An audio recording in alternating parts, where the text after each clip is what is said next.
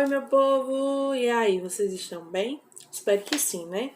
Então, pessoal, na nossa videoconferência de ontem, nós vimos, né, sobre a Revolução Socialista na Rússia e a queda do czar.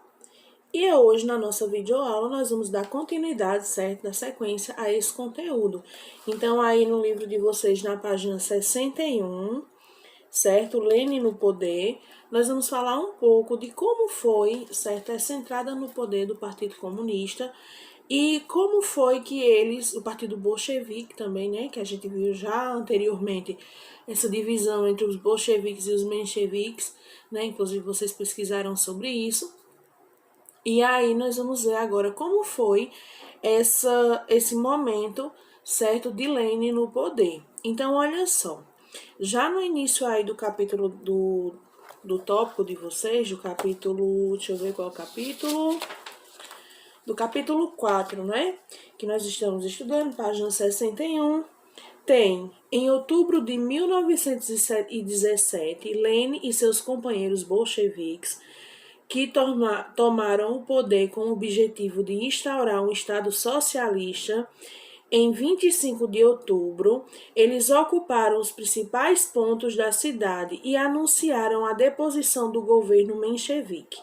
No dia seguinte, tomaram o Palácio de Inverno, sede do governo provisório e símbolo do poder na Rússia. E aí, pessoal, os bolcheviques entram no poder, certo? Com essa entrada no poder, eles colocam Lenin como o presidente, né, do soviete e dos comissários do povo. Então ele fica como a representação desse poder. E aí eles tinham algumas exigências, né, algumas medidas que eles tomaram quando eles adentraram no poder. Então, olha só, que medidas foram essas, né? Tá pontuado aí no livro de vocês e eu vou ler aqui. Primeiro, o confisco dos bens da igreja e da nobreza. Segundo ponto, a estatização das indústrias e dos bancos, ou seja, essas instituições passaram a ser controladas pelo Estado. Isso quer dizer o quê, gente? Já não existia mais propriedade privada, certo? Eles não aceitavam mais a propriedade privada. Então, aquelas indústrias, aquelas empresas que tinham antes dono, elas deixam de ter e elas passam a ser propriedade do Estado, certo? Quem vai determinar e administrar essas empresas não são mais os seus donos, e sim o Estado, certo? Outro ponto, a abolição da propriedade privada da terra sem indenização, concedendo aos camponeses o direito exclusivo de exploração das terras. Então, olha só, como eu falei, a questão da indústria, nesse ponto aqui também fala, mas fala também agora a respeito da terra. A terra, ela já não é mais uma propriedade privada. Então, Gabriela, eu tenho uma extensão de terra, eu tenho uma fazenda, ela é minha, não é? Então, o que acontece lá, ou deixa de acontecer, quem determina sou eu. Como é que eu vou explorar essa terra? O que é que aconteceu aqui? Não tem mais propriedade privada. Essa terra agora, ela era de uso comum, então já não tinha mais a figura do dono, do proprietário da terra. A terra agora pertencia a quem? Ao Estado, consequentemente distribuída para o povo, para os camponeses, certo?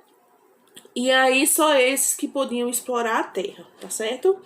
A transferência do controle das fábricas aos proprietários. Então, quando o governo bolchevique, com a representação da figura de Lenin, ele toma a posse privada dessas indústrias e dessas empresas, eles, para deixar na gerência, eles fizeram o quê? Antes, aqueles que eram os mandados, eles passam a mandar, mas não é um mandar como uma autoridade, certo?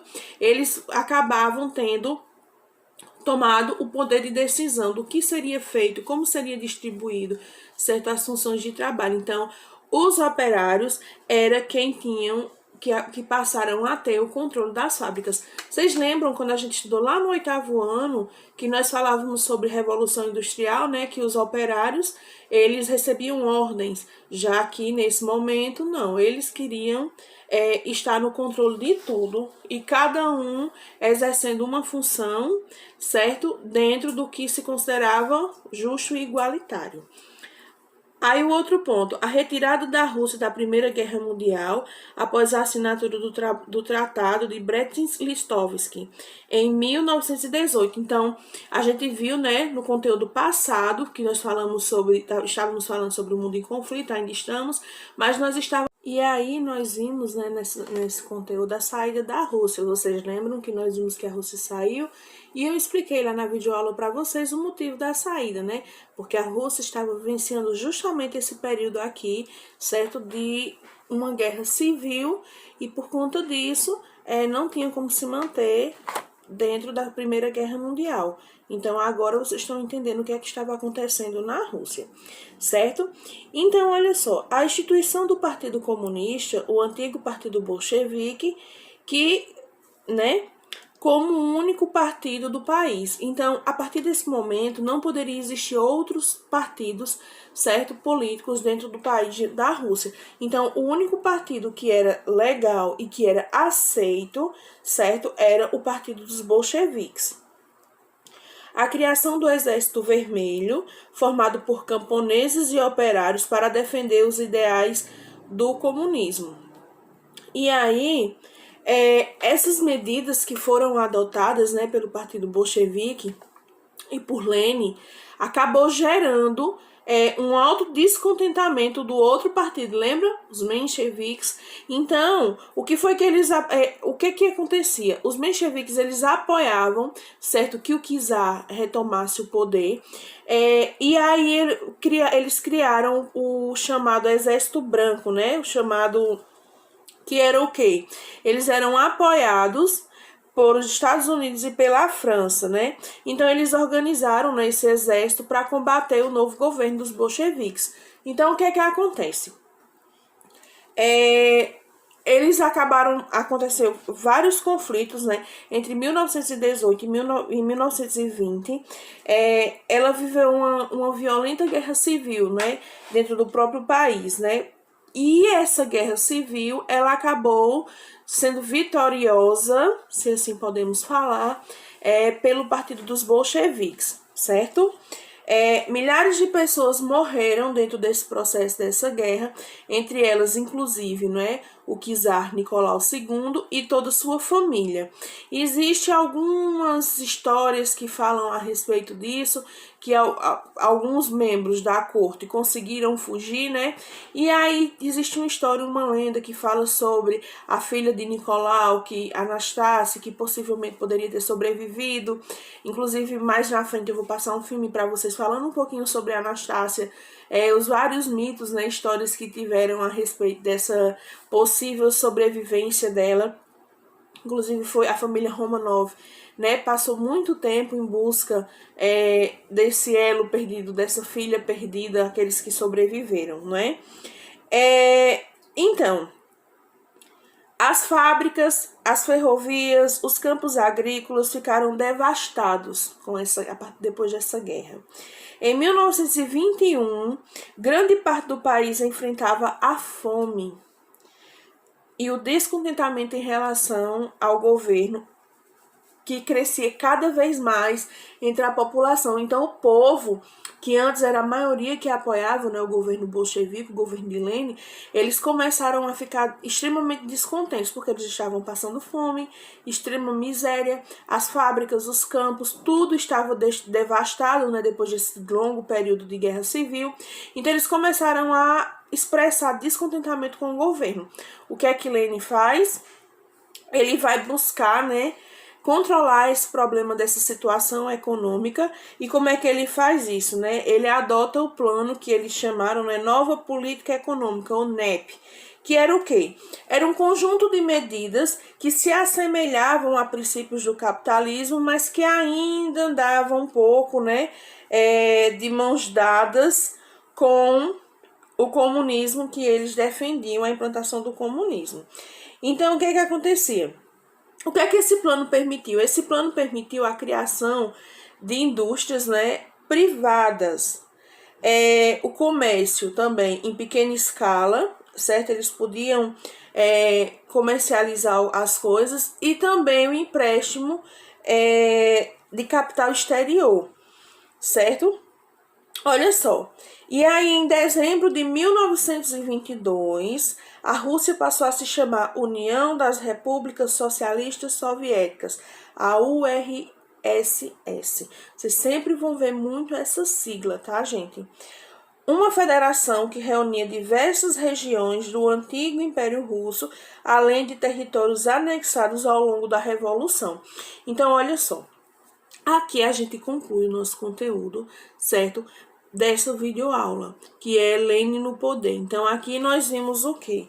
Nós vimos as medidas que foram adotadas por Lenin, nós vimos a guerra civil que aconteceu, né, dentro da Rússia, como é que os partidos que... Vocês lembram que nós vimos lá na nossa última videoaula, uma das últimas videoaulas que nós tivemos, nós falamos justamente a respeito que os bolcheviques e os mencheviques, eles eram extremamente descontentes com o governo do czar, e eles formavam um único partido que depois se dividiu, que ficou os bolcheviques e os mencheviques, né?